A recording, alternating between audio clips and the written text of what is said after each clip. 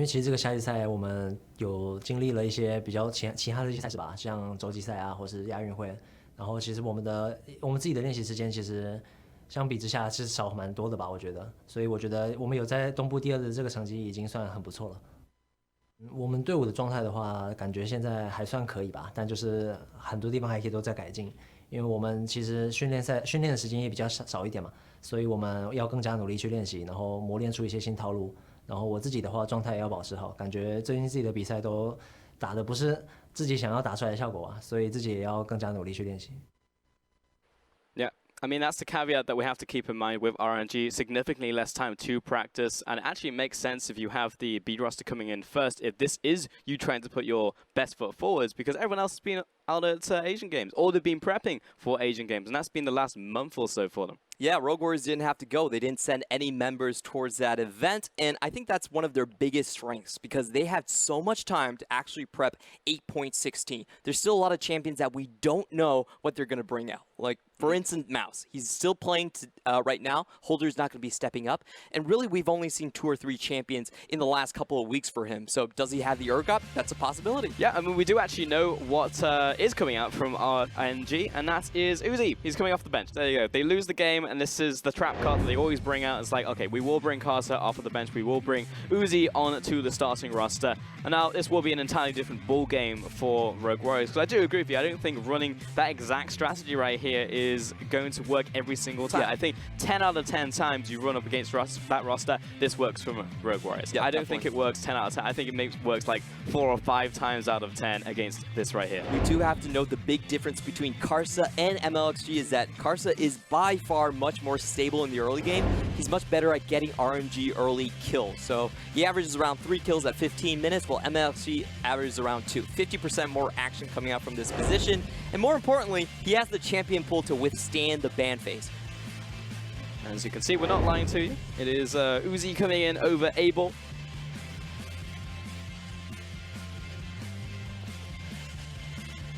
Uzi has been having a massive performance recently. We have seen a lot of great plays coming in from him, especially against the TOP series where he brought out the Xayah. Everyone, you have to remember that Xayah was not a big champion for Uzi in 2017, but in 2018, he has staked his name on this champion. Wastes 2 ultimates coming in from TOP, gets the double stun, and is still able to walk away with his life and even clean up the fight afterwards. Yeah, I mean, that's the X factor of Uzi at the end of the day. You know, you put him in a pressure situation, and yes, Abel can perform well, but Uzi just does it better. He does everything better right now compared to every AD carry in the world, every player in the world, and he will always deliver down in the marksman position, whether it's teamfight, whether it's a laning phase, which is what RNG desperately lack right now, and you can see it just in these teamfights, that Uzi is just an unstoppable force. Yeah, the biggest difference here is that his laning phase stats are significantly better than Abel's, averaging over plus 13 CS at 15 minutes over his opponents. That's highest in the league. And has been for quite a long time. And it's just the extra focus that he brings to the RNG squad. They know where to go with their composition. And with Uzi on the squad, I feel like they would be more willing to play a front-to-back style rather than just putting all their eggs into the 1-3-1 basket. And it will come down to fights. I mean, like, no matter how you slice it, you can be looking towards a 1-3-1. But at the end of the day, if you want to finish off Rogue Warriors, you're going to have to fight them at some point. Yeah. And if you don't have the ability to meet them toe-to-toe in a front-to-back fight, outside of creative pathing and creative ways into a fight, then you will need to bring some extra firepower. So we'll see if it's going to be a different type of setup for RNG, because so far for the last 2-3 weeks, we've only seen the Kai'Sa setup, really, from RNG. And teams are letting them have it. Sometimes it works, sometimes it doesn't, but the majority of the time it does. So last game we saw it even out from Abel. Now moving into this one from RNG, what does Uzi bring out? We're about to find out as we get into Champion Select number 2, Rogue Warriors with the lead. Big champions here for RNG are definitely Gragas and Rise. I feel like those are the linchpins of their composition, but we see Rogue Warriors actually selecting blue side for themselves. The blue side does have a slightly lower win rate here in the LPL, but what you do get out of it is you force RNG to ban out a lot of things. The Aatrox and the Akali should be the big ones. Yeah, we're going to have the Akali ban and a Rakan ban from RNG. Rogue Warriors removing the Camille, the Gragas, and the Varus. Looking towards the final ban now from RNG. And that leaves the Kled. It does, yeah. It does indeed. Roguewire is going to be on a blue side right here, even though the Predator is banned. I wouldn't be surprised if we see early rotation of Rise. I mean, Doinby is not necessarily a binary player, but you definitely can predict what he's going to go towards in the mid lane. Alistair going to be the first pick from Roguewire. Very interesting. Aatrox actually put on the sidelines. Now for RNG, they're still pretty willing to go with the Kai'Sa and the Tahm Kench. That's enough protection. And even though the Tahm Kench has been nerfed quite heavily on this patch, it doesn't really change that one teamfight save for you. They're willing to still go with that. Yep, RNG. I mean, Aatrox is still open if they wanted. We saw that last game coming out from Let Me, and I mean, it was okay. It was good in fights, it was good in skirmishes, it was good in side lanes, but it still didn't net them a win. So they did flash the Tahm Kench, but are looking for the Shen. The Shen actually has the highest win rate of the LPL playoffs so far. Strong early lane kill potential, and with the global potential as well, but going for the Rise. Yep, Jiaohu, one of the strongest Rise we actually have in the playoffs right now. Him and Scout, who is actually now eliminated, but in the end, it will be the Tahm Kench lock-in. So this does set up for a Kai'Sa composition, and Rogue Warriors could either choose to take Kai'Sa away or just leave a counter pick for it. They do have the Tristana, and they do have things like the Misfortune that can punish really hard. But oh, this is going to be the first time that we see Urgot picked up by Mouse. Yeah, there you go. He was actually laughing about it. Do not be deceived. The win rate is not 100% on one game. We've had lots of Urgot players, lots of Urgot games coming into the playoffs, and indeed at week 11 of the LPL, this will be our 5th unique player to pick up the Urgot, and he actually gets something that does some damage. That's why he's happy in the top lane. He's just not straight up on the tank on this one. There's the Rise, picked up by Doan. We just mentioned it heading into the draft, and RNG will get themselves the Taliyah. Taliyah is actually an interesting one because it's not something that can aggressively go inside to the enemy team's jungle. It's much more about lane ganking. So I actually see this setup as being more focused towards the top side. You can try to punish Urgot. He's very vulnerable, has no mobility. But if you let him scale into the mid game without any pressure whatsoever, then he does become quite a nuisance in those team fights. And take away the big hype picks out from Rogue Warriors. I mean, we're just talking about Cleared yesterday. Flawless today, the second Lee Sin god we have in the league. Remove that one from him. And the Kai'Sa. Now, this is the first time we're looking at actually a Rogue Warriors, or any team looking towards RNG as they come in with the setup for a hype carry in the bottom. It was like, okay, no Kai'Sa. You have to pick something else in the bottom lane. It's not going to be Varus. It's not going to be the Kai'Sa. It's also not going to be the Misfortune as RNG take it away. Yeah, but that still leaves the Varus up for RNG. That's what they use to close out the game versus TOP. And you can already see the Misfortune ban as well. Now, Misfortune is a counter against the Varus for SMLZ. He plays it into that matchup quite often. So RNG definitely showing their hand a little bit and trying to go for the Varus, I would say.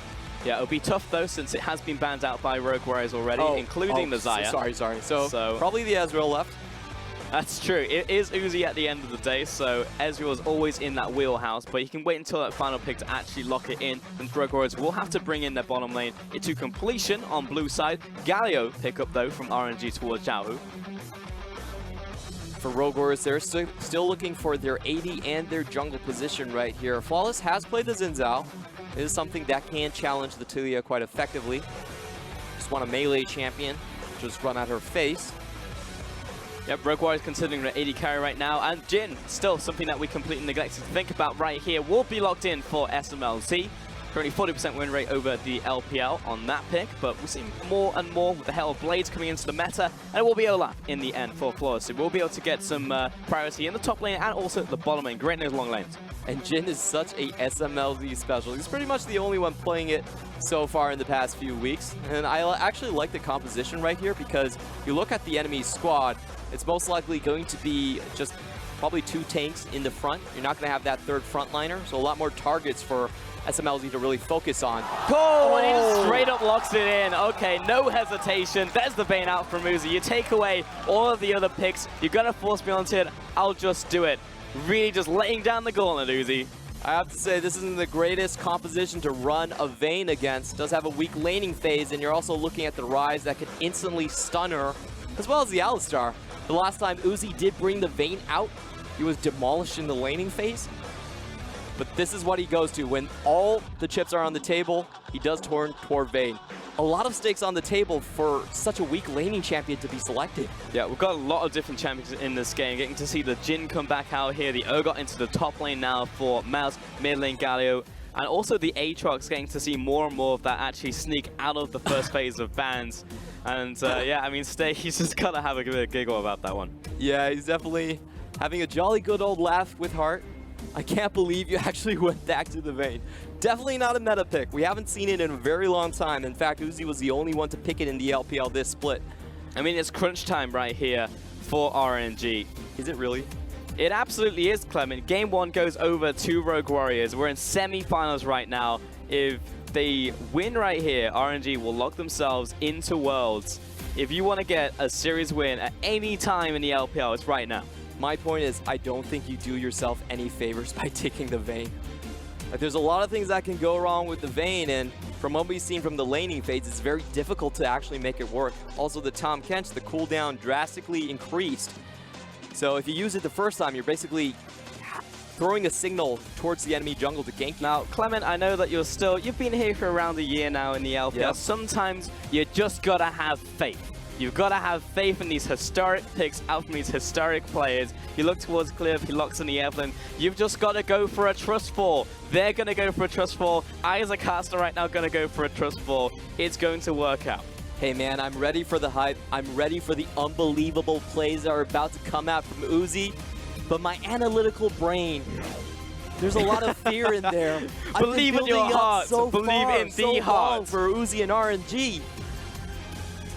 Can he actually make it work on his signature Put champion? the brain on autopilot, Clement. Shut it away. Because we're going to get into game number 2 here in Beijing between Rogue Warriors and RNG.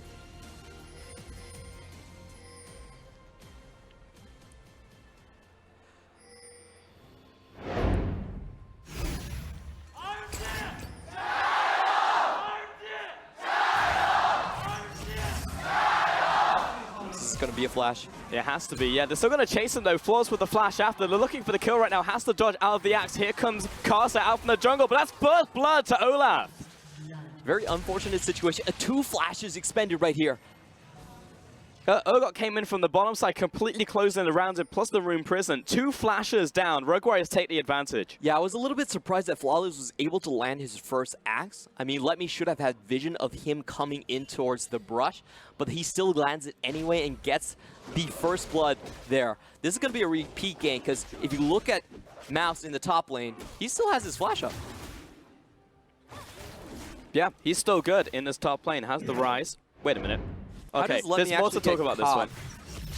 Oh, so it is the Rune Prison coming in from Mouse first, but I'm still kind of surprised that Let Me was in range for that to happen. So I wanted to see a little bit more of what happened before the play. It wasn't a pincer move coming from Rogue Warriors. They actually just walked up through the river. Now, Clement, we've been bamboozled, and the very least me, because Urgot's in the mid lane here for Doinby. And now this doesn't surprise me in the slightest, that Doinby would be the one to pick up Urgot, but they swap at the last second. Here comes Carson to the bottom side. Flash out from SMLZ, getting chased down right now. Kaloa trying to get in front of him. He's still bleeding out from the burn. He's going to be okay, but he's on critical HP. Double Summoners already burned from SMLZ. They're definitely looking after Uzi's laning phase. They know that Vayne is going to have a hard time there.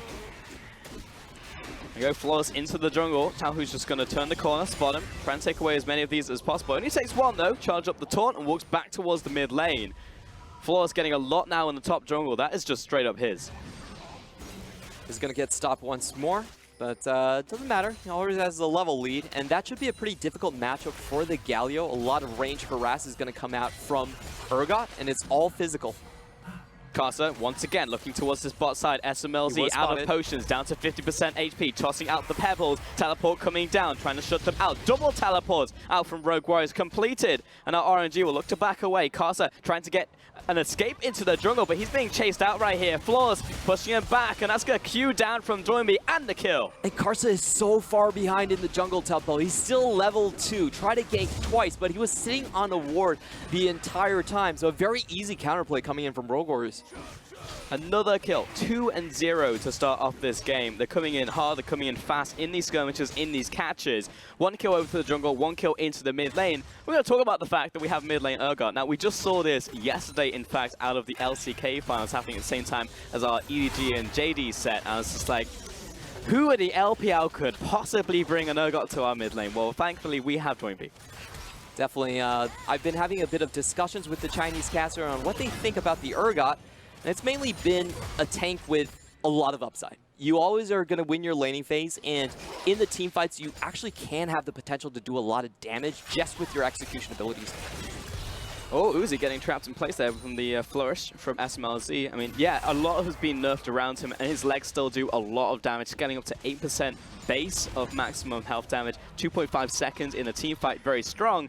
And you can play front to back as well. You know, you chunk down a tank, you look toward, in this composition, someone like Zhao who on the Galio, or you look towards the Aatrox, drag him into a team fight. Yeah, it's not going to straight up kill him, but now he's with you and not with the enemy team. Another gang into the bottom lane, third time's the charm perhaps. That's Marzi getting chased out here, but he's spat out once again, looking for the flick. He's not dead, finally goes down. Uzi traded. But Uzi falls down as well, so they're not going to actually get much of this CS lead here. Unfortunately, he did have to trade his life just for the damage going in. That was a great play from Kahlua. It stopped Karsa from using the flick for so long that they actually couldn't follow up with enough damage. There's so much action happening in this early game, and it's primarily coming out of these junglers. Again, another gang coming in. Great knock-up out from Kahlua. Yeah, and the flash instantly goes down onto Uzi. The stun in as well from Kahlua. Already was popping the E, the trample. Was ready just to stun him underneath tower. Frankly, a little too close for comfort right there. Had to be the auto attack at just the very end from Karsa to finally finish him off. And we're seeing a double fairy charm being built up by SMLZ just for the mana sustain. Oh, Floor's getting caught in the jungle, but right behind him, here comes Doinby, finds the flip on the disdain, chasing him down. Doinby gets the kill. Zhao, who's stepping up, he wants the kill, flashes forwards, comes in with the colossal smash. We'll get it with the Winds of War. Ming right behind him, and Let Me turning up to the fight as well, teleports in, but locked down in that room prison. Mouse right there where he needs to be. And they trade the kills back, but unfortunately for Karsa, it's still a very, very dire situation. If you look at the boots from Olaf, he's already at 2 boots with Predator, so if he goes into the jungle, he can always repeat that play. He's always going to be able to find Karsa and chase him down. And Doinby right here into this mid lane. I see a lot of upsides for this Urgot pick. I feel like it's great into the Galio. All of the CC, he can disdain through it. Disdain has one of the highest priorities in the game of any ability. We went into the test room. We tried it against many different things. Warwick, we tried it against Jay's E. He overrides almost everything, including teleports and blinks. Kahlua into the bottom lane. Going to be getting this knock-up onto Karsa, but here comes Death on all 6. Doesn't quite find Fear Beyond Death execute, but in comes Zhao from the skies, gets the kill. Returned though by the Alistair. Ming backing away, but Doinby's fast. He's got this Ghost chasing them down, looking for the stain, not quite in range. Great taunt out from Xiaohu. Doinby's still chasing after though. He wants to try and get in on this one. That will be the 3rd death onto Karsa. They are still going to keep the jungler down for quite a while. Already a 2-level difference in that single position. You know, Karsa tried to save his bot lane, try to give this matchup a bit of breathing room, but unfortunately, he's now the one getting pincered very, very hard. There's a great rotation coming in from Doinby. I don't think the teleport was fast enough in this position. And just look at Flawless as he goes up the ramp straight towards Karsa. They only trade the support for this. Yeah, Flawless gets the kill on the other side of the wall. Ming steps up, forces the flash. From here on out, they're able to make the successful evacuation. But if Urgot was just a little bit faster and found a flip, it would have been another one for them. But still, Roguewar is striking very hard, very fast in this early game. 5 kills to 3 so far. Have the lead in terms of gold. 2 of those kills also on the mid lane. This is one of the first times I'm getting to see an Urgot fly this far ahead in the early game. Great laning phase for him, great level 1. There is no jungle pressure, and Urgot is one of those picks is that if you can't kill him with jungle pressure, he's just free to do anything he wants. Incredible accuracy coming out there from SMLZ. He does tag 1. Yeah, more specifically, good fancy footwork there from Uzi. Just back and forth dodges out all of those shots out there from SMLZ. Into this bottom lane, relatively even farm despite the amount of action that's involved the bottom side of the map. You know, we were talking about how this is not going to be a comfortable laning phase for a Vayne, but still comes out at 8 minutes into this one, relatively even. And he's not really the one paying his price in this matchup, so. That's true. Yep, still fine. But Rogue Warriors, they're at the point where I feel like they can just force play straight up in the bot lane. Like, Flawless is really that far ahead. He already has his phage done. So once the ultimate comes up into the bot lane for SMLZ, they have the current call, they can just run straight in and probably take Uzi's life. Glue it, pop in the wall. Just walking back in towards this bottom lane here. And keep this minion wave at base. Now we're now looking towards this mid part of the game. Rogue Warriors, they've been stepping up in the early parts. They had that early game. I feel like there was a very necessary action from Rogue Warriors. When you have Uzi right here, you know that he's going to have a laning phase for himself. You look towards Karsa, and he's going to be able to shut out a lot from Flawless. So by getting this early game, very important, having to snowball this actually how the top lane play went. You know, I think that was a bit of a gimme there from Rogue Warriors. But again, it takes a team who can catch a throw, and that was definitely one from Lemmy. Yep, definitely a really unfortunate level 1. I feel like the lane swap also hurt their strategy quite a bit. Mouse getting caught out though. Misses the Infernal Chains, and that's going to be straight up Ming just turning up there. Gives him a late. That's going to be an instant kill down onto Mouse. And this is just classical RNG. When they can't survive the laning phase, you know what? Just lane swap. And if you're lucky enough, you can't get one of these early kills. One of the big things that we were really worried about for RNG is the support champion pool coming in for Ming. Rakan nerf, Tom Kench nerf. He says he's fine with it. He can live with it and still do great plays like this. Going to be a play onto the bottom side though. Instant rotation onto the tower. Rogue Warriors will drop this one. And we'll get first tower of the game despite the kill going over to RNG. They're going to prioritize the Herald with the minion wave out of place. And maybe look towards the top tower after this. Probably going to force the recall though from Rogue Warriors. Otherwise this will be a double tower take if no one decides to respond. Early teleport coming out from Doinby. Here's his own teleport, in fact, to move back towards the lane, though. And it will be mid lane. So, again, still no rotation from Rogue Warriors. You can see Doinby was definitely mindful that the possibility of Herald going straight down to mid lane. So, chooses to teleport himself back into mid. Do like that play quite a lot. They don't actually have the split pushing position in the top side, so there's not actually a lot of value of taking down the second bot lane tower. Instead, they're just going to prioritize defending their own mid. Now, it's at this point where Rogue Warriors are ahead in gold, they're ahead in towers, they're ahead in dragon, where I have to say that, remember folks, RNG essentially decided to sack game 1. They brought Abel, they brought MXG onto the roster, they lose it. Okay, makes sense. But this is semi-finals right now, and Rogue Warriors have the 1-game lead, they have the advantage in game 2. If this comes to a 2-0 and we're put on match point, we saw exactly what happened to EDG yesterday. They were shut out. If we had both of our long-time finalists shut out before we even get to finals, that would be history written right here. Yeah, you would say, who are the spring finalists of the spring split? It wasn't RNG, it wasn't EDG. Where are they? That would be what happened if RNG actually drop out here. We wouldn't have anyone from the finals there. And EDG are gone already. Yeah, RNG, they're just taking massive risks with this composition. And for me, they're a team that can't come back for a 0-2. This is absolutely a must-win for them. And so far, it's still Rogue Warriors who are making the aggressive plays. They're stepping up to the top side. And there's a ward right here. Bottom, though, Talia setting up the wall. Jumping over this one, Mouse already trying to make the escape. The flick doesn't land, but the knockup does. Out from Let Me, lots of damage coming through. Mouse is not used to playing these squishy champions. Yep, and Let Me, they're going to open up the long lane in the bot side. Try to get him a little bit more breathing room. Now, this is the traditional weakness of Rogue Warriors. If you can split them apart, not allow them to group up for those freight trains, they tend to have a lot of difficulty in executing their own strategies. This is going to be a second charge coming in from Shelly right here. Chunks it down to half. This will be straight up gone. What could Rogue Warriors take on the opposite side of the map, though? Because it's being defended by the bottom lane from RNG. That tower's not going to drop. And RNG take a massive amount from that play. A kill. 2 towers. There might even be a third charge, but okay. Is he going to get it? Doesn't open up the eye. It's going to be a third charge coming through onto the inhibitor tower. Massive push out there from RNG. Yeah, and that just gives Let Me so much pressure to actually roam towards the mid lane and try to influence that Urgot matchup. So really good defensive play here, and this is what I was talking about with the early Talia pick. It's not a pick that you can find things just going into the enemy jungle, but it is a pick that is very effective in shutting down side lanes, and that really is the idea behind Karsa. Doinby, though, mid lane undefended. Gonna pop Purge right there. Drop it down to around half. Purge. Until you have over 1 attack speed. It's more efficient to pop Purge when you're taking down towers than it is anything else. Currently at 0.8, I believe, at this point in the game, Urgot. It's always great to have our Urgot master right here. The small tricks, man. It's every little counts. Force comes in from the backside.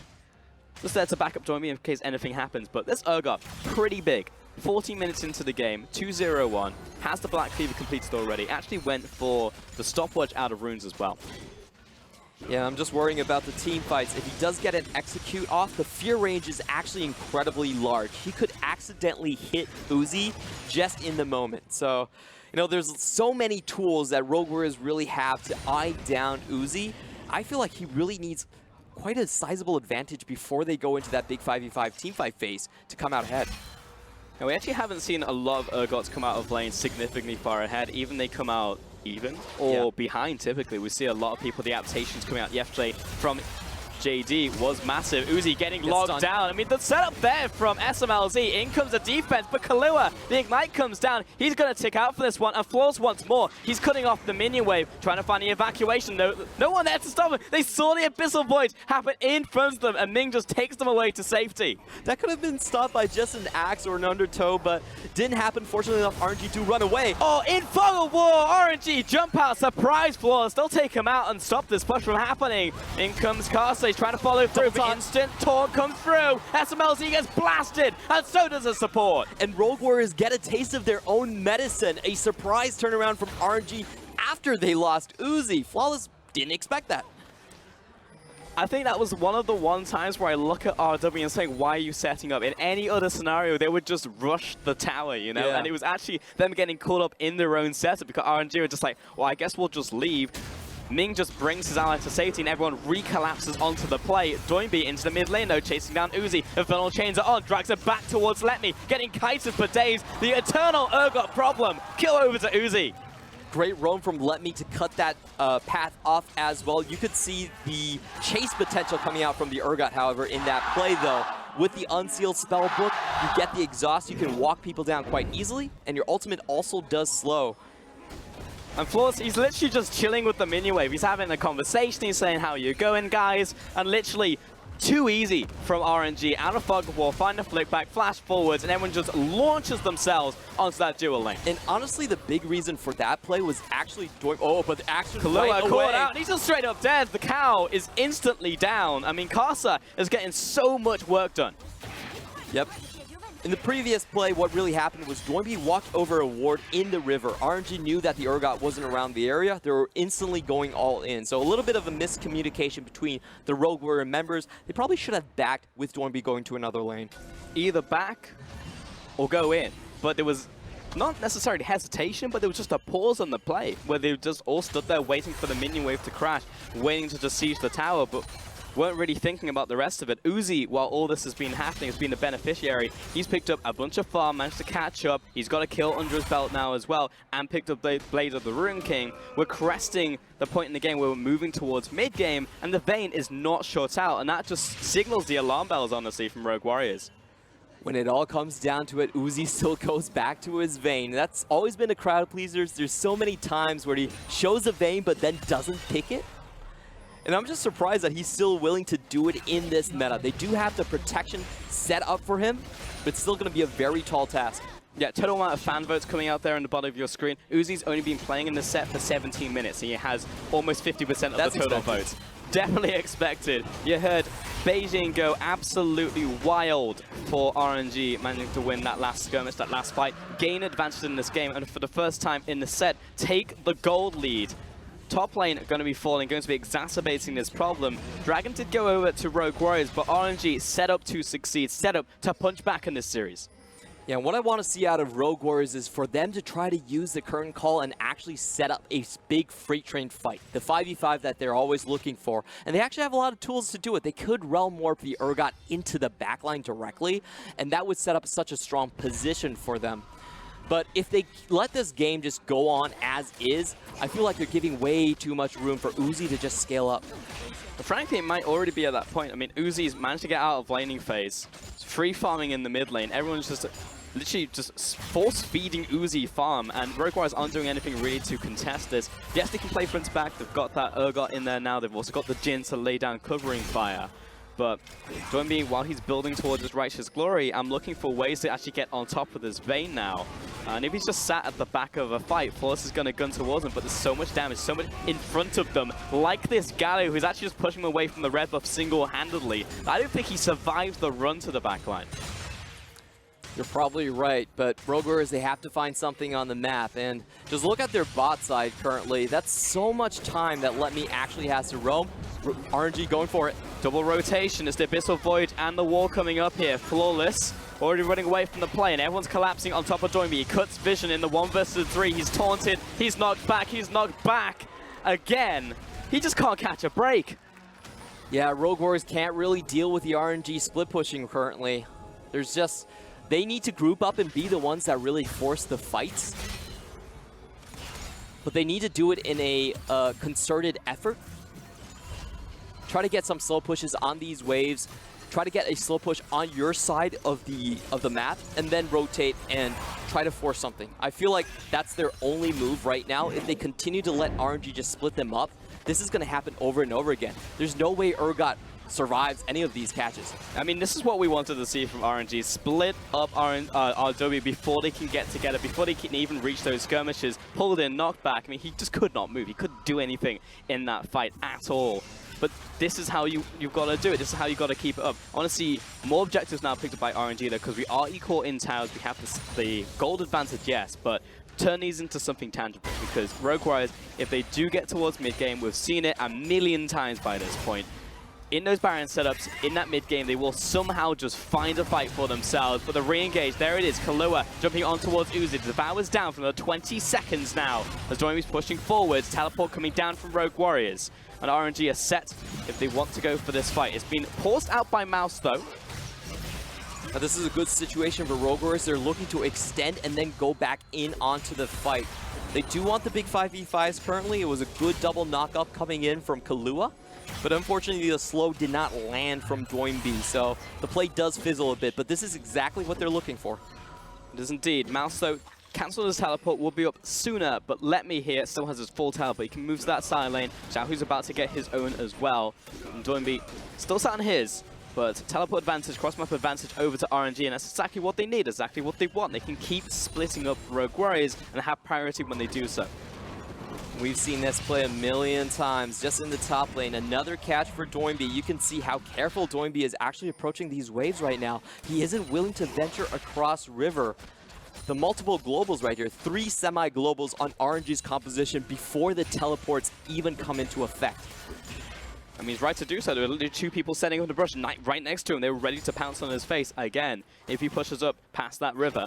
And it's very reminiscent, actually, of Game 1 from Rogue Warriors on red side, where they're able to instantly react to these plays. But this time, there is a monster in an AD carry of Vayne. Hardly ever get to see it. Here comes the wall coming across. Instant flash out from SMLZ. Kahlua pushed up against the wall with the ultimate running. Knocked back and taunted and locked down. So he'll flash away. Here comes Doinby on 6 legs. Very quick into the fight. Locks down Ming. He'll go down. SMLZ with the kill right there. But he's being sliced and diced up by Let Me. Here comes the curtain call. First, second lands. Third onto Casa. Fourth onto the retreating Xiaohu. Great come in from Doinby, pops the Righteous Glory and goes straight for Ming. Not even able to use his flash to get out of the situation. Now that was a great setup from RNG. I really like the idea right there, but even better collapse coming in from Doinby. Just the 1 kill in the end over to Ming. Lots of damage coming in for a very aggressive build out from Let Me. Went for the first item, Ghostblade, into Black Cleaver. There's the setup once again. SMLZ low, and he's just sweeped under the rug right there. Casa, instant kill. The Mouse is still going in for him. He wants it. He's rushing him down. It was only Kahlua right there, but in comes Xiaohu and Let Me up to the party. Comes in for Q2 and Q3. Doesn't quite connect onto Rogue Warriors, but a kill in return. And this one onto the AD carry. And oh boy, is this ARAM just really heating up. The multiple globals from RNG making sure they're always replenished. And this time around, RNG, they just feel so ferocious. They're never letting the action stop. You got us the first time? That's fine. We're going to wait around in the brushes just for you to make a misstep and try to punish this. A lot more wiggle plays coming out from RNG just to find their advantages. But this is when the game is is on an absolute knife's edge. You know, at 23 minutes, we're firmly in the mid game. Baron has spawned. We're going to be looking towards major objectives. And this is actually when Rogue Warriors are strong, when they can actually just challenge you in the 5v5s, on the 4-on-4s, in those big fights. RNG, very similar thing. They'll look towards looking for this front to back, specific with another Uzi composition that's based around him with his Tamken alongside of it, will come down to these fights. And the Rogue Warriors are looking into collapse. They do know all the positions of RNG. And Galio's still a bit far away from the fight. Does look like RNG will give this one up. It's just a cloud in the end. Rogue Warriors now with 2 though, so the rotations will speed up. That's especially great for someone like Urgot, someone for the Alistair as well, who's trying to get in range for those initial beatdowns. Xiaohu over that wall. He's going to be all right. Luckily, Urgot can't make it over walls. He's a little bit too clunky for that, but RNG were in this big old stare down in the mid lane. Both sides are trying to push in the mid lane and get themselves access towards the Baron pit, but Rogue Warriors are not willing to relinquish that. Just continuously stepping up to RNG's challenges. Players aside, Clement, right now in this game, 5-on-5, which composition wins? I actually kind of favor Rogue Warriors comp, to be honest.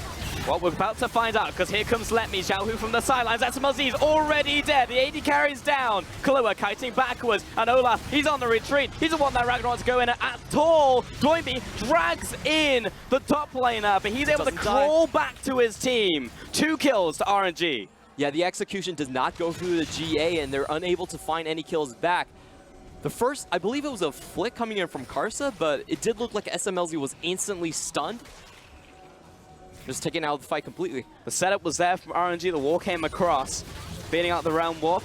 RW stepping up, 3 members remaining, flawless, has flash over the wall, 7,000 HP remaining. RNG probably looking for the right now, and RW, they're on the wrong side of town as Uzi is leading the charge. Abyssal Void looking to cut them off with that taunt charged up from Xiaohu. Top side, Rogue Warriors looking to escape. Karsa pops. Ghostblade being popped there by Let Me try to chase after Doinby, but he's surprisingly faster than Urgot, and everyone will get out. That was a good Q slow coming out from him. I didn't think they would be able to escape that. But a good ring around the Rosie does get them out of the situation. Let's watch how SMLZ was actually caught. It does look like the condemned onto the wall from Talia. And honestly, who would think of that combination? That was absolutely brilliant. Yeah, and again, the one target that was low was also Karsa, but the one in execute range with the Aatrox, they still have Blood Well up, so he's calling back to the team. He's okay. 2 kills, RNG. Don't lock down the Baron. Well played to Rogue Warriors on the backside of that to stymie that one out. But still, these team fights, literally just before it starts, you're like, I'm going to give this over to Rogue Warriors. Not if the AD carry gets sniped at the start. Man, and RNG, they really are the masters of finding these sudden collapses in team fights, especially in the mid lane. Like, how many people would expect that combination? There's no way for Rogue Warriors to actually stop the wall from coming in, and the immediate follow-up for Uzi. They were waiting there just in preparation to get that play. Frankly, if there's any, if you're asking me any player in the LPL or any team in the LPL, probably Rogue Warriors, because they're the team that does that all day long as they look for their own fight in the mid lane. Flawless has to flash away, and the flank coming in from Let Me is massive. 3-man knock back, and Rogue Warriors will have to pop that ultimate on the Alistair to try and escape from this one. If RNG's frontline can't really take the punishment from Rogue Warriors, so they do have to back up even after landing the Infernal Chain as well. And we could see Rogue Warriors actually taking position after that fight. Now pushing up into the mid lane, throwing out skill shots. Uzi here with his support, trying to knock down this mini wave as fast as possible. Karsa over this wall, looking for the flick. Lands onto Doinby as he's trying to stay away. But the tower, critical HP right now. Everyone locked into this one. Kahlua, he's going to be manning up the back. It will be okay. Uzi needs to make sure he's not too far forward, but a master at positioning. Top lane, though, Xiaohu's actually just by himself. That was a 4 versus 5 defense from RNG. Yeah, the key question right there was who would Xiaohu be able to follow up onto with the hero's entrance? I think the main target he would be looking for is Let Me, but he can't really go in without the World's Ender. So that's probably going to be the next big combo piece that we're going to see from them. Just an engage from Let Me, he has a flash, go in onto SMLZ, follow it up with Hero's Entrance, and then the front line would collapse and allow Uzi to chase them all down. And frankly, you know, a question I would ask at this point is, what is it going to open up around if we're waiting for a fight? Apparently it's just opening up in mid lane. Anyone sees anyone, even without a step, in the wrong direction, they'll still try and launch themselves on their opponent. We saw that out of RNG. We saw that just out of Rogue Warriors, trying to just collapse before people can get back together. But didn't quite work out there. And now we're back to equilibrium for both teams, farming up their sides of the map, looking towards the next item power spikes. Triple items picked up on both sides for the AD carries. Actually, a little bit further behind Uzi because he did opt towards that QSS. Yeah, it does need ways to get away from the Alistar. I think that's the big one. Or the Ruined Prison as well. And I think this game has been going so much into an ARAN fashion. Neither side is confident about going into the side lanes. They know the collapse speed from both teams is incredibly fast. The Realm Lord could come in. There is a potential teleport on the Urgot as well. So both sides are content to kind of stick it towards the mid. Karsa might need to blow his flash here.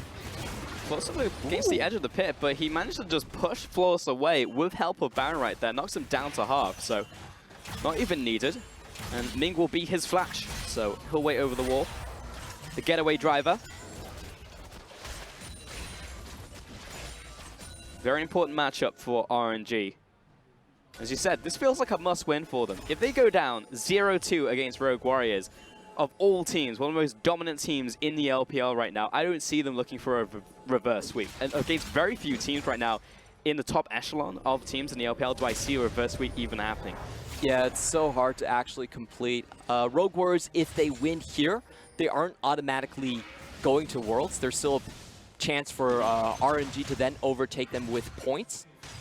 But it'd be a lot closer. Just the fact that RNG would not secure Worlds coming out of the semifinals would be massive. Ming stepping forwards, instant flash coming out from him.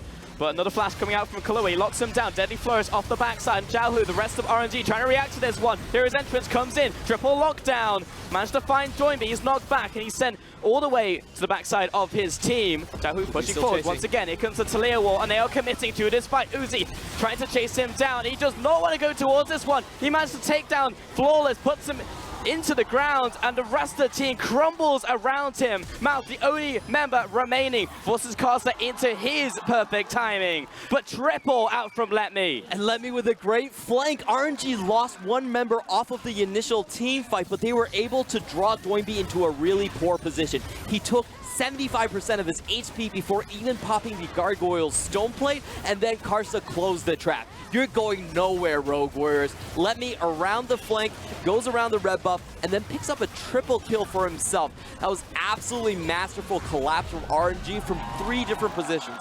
And that was a 4 versus 5 on the back end of that fight. They get the immediate pick for Rogue Warriors. They were feeling good about this one onto the Tam Kench. No protection for the Vayne, but the protection was there in the form of a bottleneck. Look at this Olaf trying to chase towards Vayne. Just couldn't find any purchase. And that's just the miracle team fighting prowess of RNG. Look at Doinby's position. He's stunned. He can't put the Gargoyle Stone Plate up and doesn't have enough HP to fight. They're looking to turn this around, but Karsa says, you're not going anywhere. You're staying here in the red buff, and you have to fight with me. Not enough damage being able to be found onto Uzi before he cleans up the entire front line. Essentially, everyone won their respective fights out there from Rogue Warriors. There was like 3 separate fights going on. Uzi, then in the pit itself with Mouse, and then topside with a flash coming in from Let Me trying to get over the wall. Karsa, he was just trying to farm his jungle.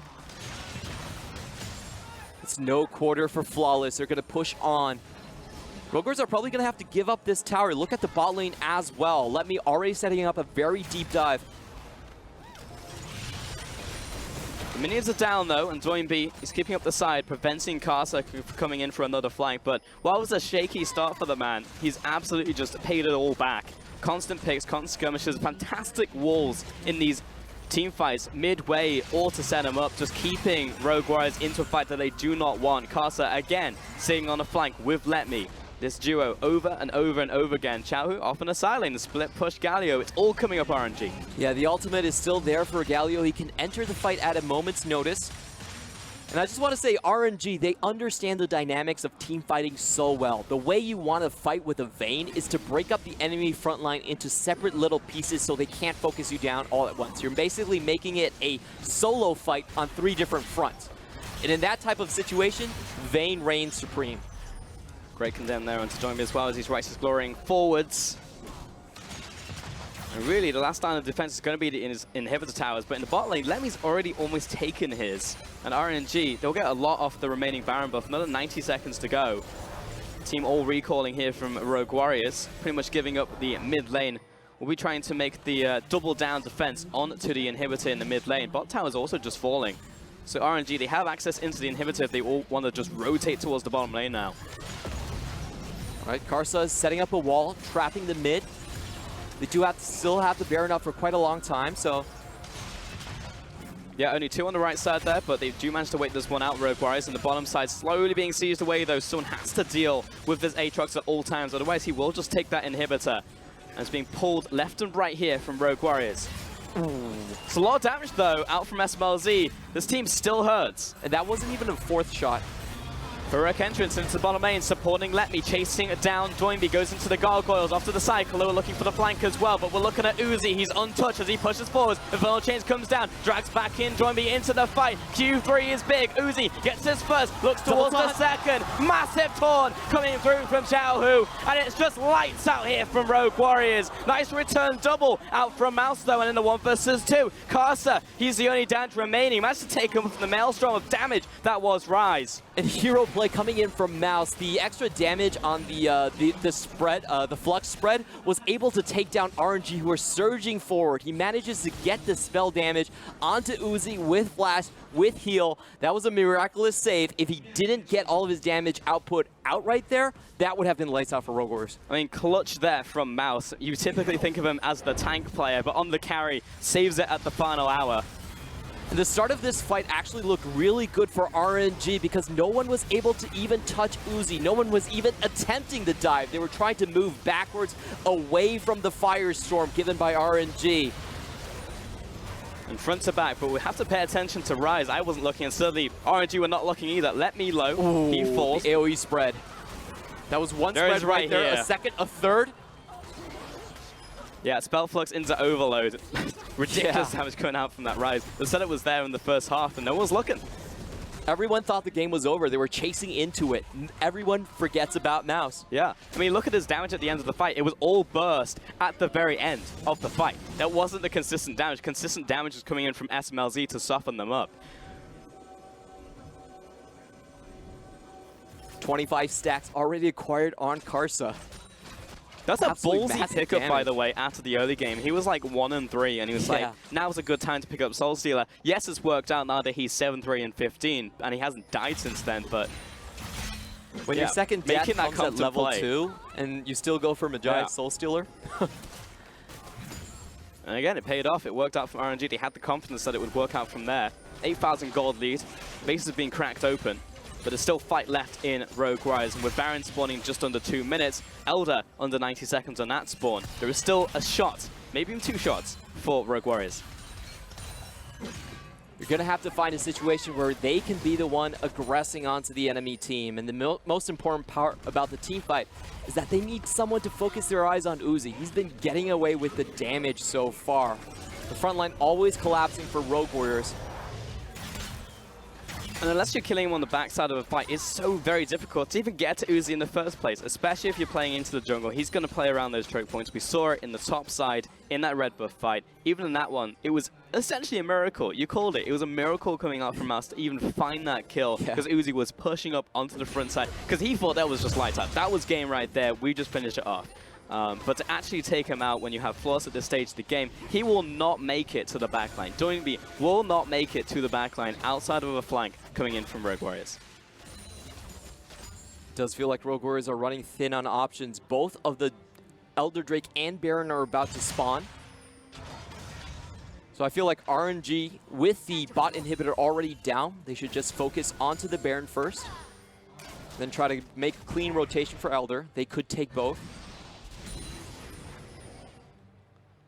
And RNG, it's just that special sauce. When you get into those team fights, when you get into these situations in mid-game, even out of laning phase, that you just get from this core roster. Let Me, though, once again, caught on the split push, getting chased down, put into the flourish. Flash of the way, Kalua from the side, looking for the knock-up, and he's dragged all the way to Urgard. dragged away from his friend of Galu, who's chasing down SMLZ, and now he's rejoined the team. Floors separated from his. Xiaohu buying some time, getting chased out, and the percent damage is big coming out of Rogue Warriors. That'll be a kill. Opening up the curtain call. Joinby already in the midst of the fight. Uzi kiting back. Karsa caught in this one.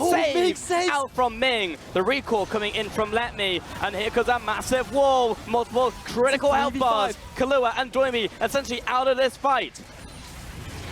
Absolutely insane turn from Ming right there. It looks so bad for RNG. Let Me already unable to participate in the fight. Xiaohu down, but RNG still willing to play a 3v5 through the ramp to chase Rogue Warriors off. Good damage juggle out from Rogue Warriors, but they've also got the base to think about. Bottom lane being cracked open. That's going to allow RNG access onto the Baron right here. Flawless up to the top side, stealthing through the jungle. There's no flash though. There is still a blast cone on the back side of it, but he's not going to reach for it. Gonna make the rotation to bottom side. Karsa's already setting up the Elder Dragon. RNG will be okay with this constellation prize. Only one dragon to their name, but still a big takeaway from Rogue Warriors, who have 3 to their name. And that was such a tense moment. I thought for sure that Rogue Warriors were going to take that fight and then finish off with the Baron, but Ming comes in with the hero save. Let Me would have died right then and there, and the Baron would have been Rogue Warriors to take. They could stall out the inhibitors, they could look for another team fight. But Uzi steps up and says no. He's going down the ramp, he's chasing after the 5-man from Rogue Warriors. That was really insane. Like, I don't think any AD carry would be willing to make such a risky move. And frankly, I don't think there's another team in the LPL who can match Rogue Warriors when they make a play like that. Yeah. Everyone else collapses. We talk about the Baron plays, talk about the pick, the skirmish into the Baron itself. Let Me getting caught out once again, though. SMLZ rushing him down to melee range. Wants to put him in the ground. Flawless is there as well, chasing him out, crawling away from the fight, but the Baron is down. It goes over to Uzi. It's a fight on 2 fronts, and there will be a massive taunt coming out on the bottom side, and Uzi kiting away. Big health bars, though, and Joinby will kite away from this one. Get out of here, says Kahlua to Uzi, and the rest of his team is getting melted. Uzi without the access, triple kill over to SMLZ, but here's Uzi chasing down the AD carry. 3 taps onto the AD. That's going to be a quadra. Uzi comes up clutch. Once again, RNG, they lose 2 members to start the fight out. It looks so bad. It looked unsalvageable. Karsa going down, Let Me going down, but Uzi on the front side. He keeps his damage up. Nobody touches him throughout the entire situation. I thought that was it for RNG. They clawed back. I cannot believe that Uzi and Xiaohu managed to take it from the jaws of defeat, pushing it down the mid lane. A must-win match here for RNG to bring us back to even. Rogue Warriors on the point of match point. Both Nexus turrets fall. The hero of the hour, it's Uzi as they take game 2. RNG keeping their hopes alive on the backs of Uzi. This man, he has so many good plays on the vein. 4 pentakills on his name historically, and when it counts most, he does pull the pick through. Never found a win on it through the regular split, but when it matters the most in playoffs, Uzi is there for you. It's like, hey guys, you see that quadricle from Vayne? That's why we picked the pick. You need something to happen, you need a win, you need me to pull something out, and it will be right there. That was absolutely insane. Rogue Warriors had so much tenacity. They fumbled the mid game, but they were willing to make big, risky plays to get back into it, and they actually found the fix. It looked like they were going to win the fight. Kahlua had a great time frontlining. He knocked Uzi back multiple times, but then when it came down to the 2v4 in that final moments, RNG still came out ahead. I need to see that replay over and over again. I was going to say, if I could get one thing for Christmas, it's going to be that replay and just watch it like 10 times. Because that was literally 2 people left. That was a 2 versus 4, maybe. Yeah, it was a 2v4. Yeah, 2 versus 4, and Uzi through the ramp just pushes all the way through them. I was like, there's no way this happens. I mean, he spent the entire fight hitting 2 beefy tanks who managed to keep him at bay. The rest of the team gets routed, taken out, and somehow he just finds the damage. Like chasing SMLZ towards his red buff, no one able to peel him, shoots right through the team, and 3 taps Jhin. That was absolutely insane. Let's watch this fight again. Great start for Rogue Warriors. They actually used the Realm Warp to get towards the top side of this fight, I believe. Was this the final fight? Yeah, this was it. Karsa was up in a bad position as well, and you could see the 2 beefy members in the front line, already a exhaust onto Uzi. There's nothing much that he can do. Let Me falls down, Karsa goes down, SMLZ is still firing away at the situation. But then there's a triple taunt coming in from from Xiaohu, and he obliterates the front line with the help of Uzi in an instant and even survives it. Clement just played that fight. It was so high. We can do that one more time. I mean, Oh my God, can we run through that again and again? Oh my. The two-man heroic defense, a 2 versus 5 into the jungle. I mean, that's a highlight clip that's going to be played for generations. I mean, what do you do? Just ban out Vayne now? Or like, does he do this every single game? Because it seems like when you put them down to the wire, even all the way back, they're still going to pull out something. Yes, they were ahead leading up to that play, and Rogue Warriors, they were the aggressors.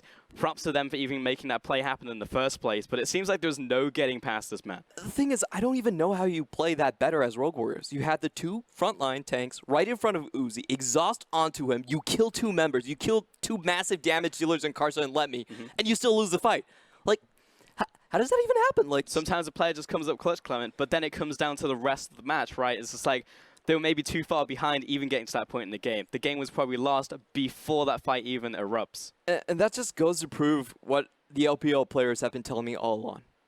When it really comes down to it, execution is always part of the play. There you go. Clement's a believer now in the LPL. That's what you're like. 1 year of the LPL has finally changed Clement's mind. There it is. Execution in the moment can override what should be a statistical advantage. And of course, man of the match has to go to Uzi. It could be anyone else. Who else? 159% 420 damage to CS gold as ratio. well. Definitely very high plays here. I mean, in that first game, it went over to SMLZ. That was like 140%, and he was just like, watch this. Comes out, smashes them in a team fight. 420 CS. And it looks so bad for RNG to start the game off. You have to remember that they started this game with 2 kills down. There was a level 2 Karsa roaming around the map. He could not affect the bot lane. And RNG was still able to claw themselves back into the fight, mainly off of the quick collapses coming in by Ming and Xiaohu. I think those were the 2 big playmakers, and also that mid-game fight.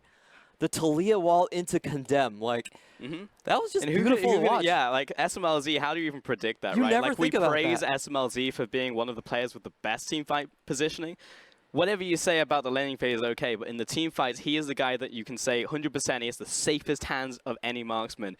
Inter gets taken down. That's going to be a fight over to RNG. In fact, this is the one you were just talking about, Clement. I suppose what it could do is pinned against the wall, CC chained. Yeah, I'm not even sure the pin actually landed. No, it was coming out from Let Me. Let Me just kept him in place. But I think the idea was definitely there in the way that they could execute that, and that opened up the map quite heavily. Like, you have to remember that Rogue Warriors actually ran the early game for quite a long time. Yeah. And honestly, the comeback win looked like a Rogue Warriors story. If you just flip the nameplates, it'd be like, yep, that's how Rogue Warriors win a game. But RNG were the ones to stymie them. Hitting hard in the early game, good job to Rogue Warriors, but he couldn't keep Carter out. Picked up a Medjais, and it's just like, here we go. It just goes to town, winning skirmishes, game after game, fight after fight. But can we talk about the plays Rogue Warriors actually made after the mid-game to keep in the fight? I think those were probably the best possible plays that anyone could make in that situation. Yeah. Mouse with the hero play in the bot lane, the catch on to Let Me, and then the Realm Warp into the back line to kill Let Me once again. Like, all of those plays, I felt like in the moment with their gold deficit, they were the best possible plays that you could make to claw yourself back. And they still didn't work. I mean, it's instantaneous out from Rogue Warriors as well, right? Like, this is the difference between them and, like, any other of the top teams we have right now, is they will make a snap decision, and more often than not, it's a good setup as well. They just go straight for it. And against any other team that isn't RNG performing at their top form, this will work. And we've seen it all the way through summer, all the way through spring, and it just almost feels unfortunate that they have to face RNG right here in the semis. If you put them on the other side of the bracket, I think they smash anyone who comes up through that side. Unfortunately for Rogue Warriors, they had great play, great synergy, but, you know, having to run through RNG, whatever, that still makes me super excited for the rest of the BO3, because both of these teams, they're making great plays, they're making great executions, and they're just one-upping each other over and over again. Then how do you get over this? Is there a singular, like, pick, strategy, anything that you can say? If you were in the comms right now and you could just give them one piece of advice, it's like, this is how you get over them, because that looks so waterproof from RNG in every situation that it seems very difficult to give them anything. I just think for Rogue Warriors, don't split up in a lot of their plays. That's really what cost them the early game. Like, they were splitting onto the top tower, and then when RNG, you give them the semi-global tools, they can collapse on you so fast. So always have the 5v5 in mind and try to force harder with that. And once again, it wasn't Urgot's fault. We're going to take a short break before we get into game number 3 of this best of 5. 让我们把故事传唱下去，继续书写 RNG 的传说。